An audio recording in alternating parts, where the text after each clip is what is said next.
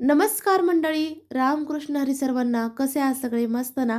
तर माझं झालंय असं की अर्धं डोकं इतकं दुखतंय, असं वाटतं डायरेक्ट भिंतीवरतीच आपटून घ्यावं, इतकं अर्धं डोकं दुखतंय आणि त्याच डोळ्यातून सारखं पाणी पण येतंय.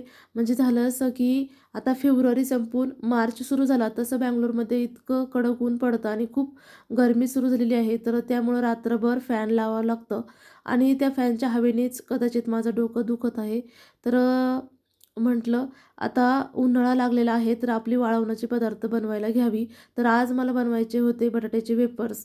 तर कुणाला बटाट्याचे वेफर्स आवडतात, तर आम्हाला सर्वांनाच बटाट्याचे वेफर्स खूप आवडतात. तर एवढे असे बटाट्याचे वेफर्स इथे बनवलेले आहेत. तर संध्याकाळच्या जेवणामध्ये मस्त भाकरी आणि बटाटा वाटाण्याची भाजी बनवली. तर कितीही दुखत असलं, तर आपल्याला बायकांना काय कधी सुट्टी नसते.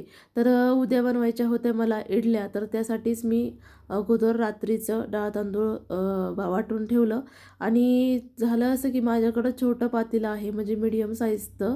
त्यामध्ये मी काढत असते, पण आता त्याच पातेल्यामध्ये मला वेफर्सला उकळी वगैरे द्यायची होती. मग ह्यावेळेस मी डब्यामध्येच बॅटर ठेवलं. म्हटलं फुगलं तरी व्यवस्थित राहीन आणि मग सकाळी मी वेफर्स बनवायला घेतले.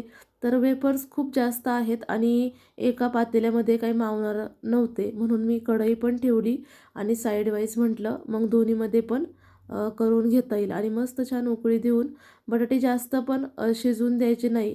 थोडे असे अर्धे कच्चे शिजले का लगेच काढून घ्यायचे आणि व्यवस्थित फॅन खाली असे एक एक करून सेपरेट सेपरेट टाकायचे, जेणेकरून ते चिटकत नाहीत.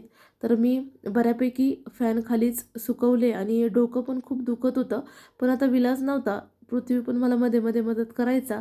तर मग बऱ्यापैकी सगळे वेफर्स टाकून घेतले आणि त्यानंतर थोडंसं पाणी सुकल्यानंतर सगळे वेफर्स एकत्रित करून उन्हामध्ये वाळवले.